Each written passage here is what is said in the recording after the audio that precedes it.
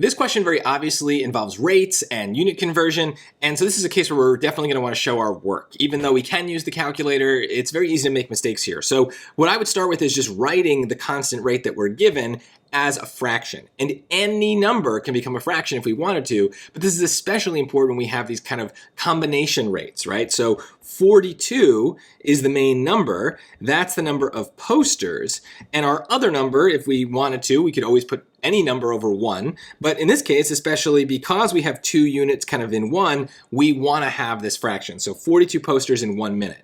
Now they're asking at what rate do they produce posters per hour. So here you could set up a kind of like ratio or proportion here and do this. You can say, okay, I'll give you 2 ways to do it actually. What is 1 hour? 1 hour is, hopefully you know this, 60 minutes. So we can say, okay, in 60 minutes, how many posters?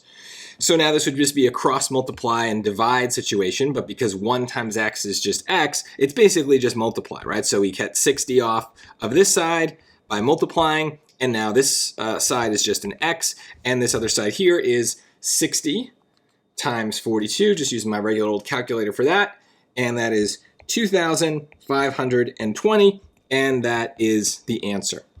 Another way to do it is, instead of using an equal sign between the fractions, we can just kind of convert automatically by setting up the 42 posters over 1 minute, and then by multiplying by the rate that changes minutes to hours. So you want to kind of eliminate things using multiplication here, right? So the problem right now is the minutes. We don't want our answer to be in minutes, we want it to be in hours. So we're trying to find a rate that's going to let us do that. We know that 60 minutes is 1 hour, and as long as we put minutes on the top, then we should be able to use the properties of fractions to eliminate it, right? So we normally think of reducing fractions as reducing the numbers that are kind of being worked into the fraction, but we can also think of it as reducing the units. So in this case, it's kind of like, okay, there's minutes on the top, minutes on the bottom, so those both go away.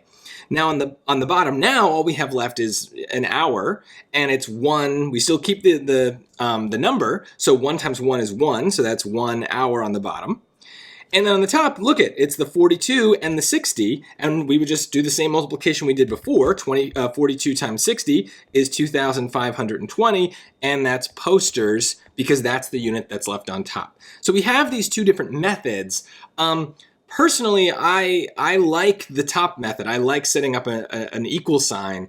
But so many of you are bad at fractions and knowing how to multiply them that, to be honest, like the bottom one might be safer because it doesn't confuse you with like diagonally multiplying versus just normal multiplication. But try to find the way that works for you. If these get harder and you have more conversions to do at once, in either case, we're going to have multiple fractions. And so that's okay too. That's the best thing about fractions, is multiplying them is very easy. So that's kind of what we're doing here, no matter what our initial setup is.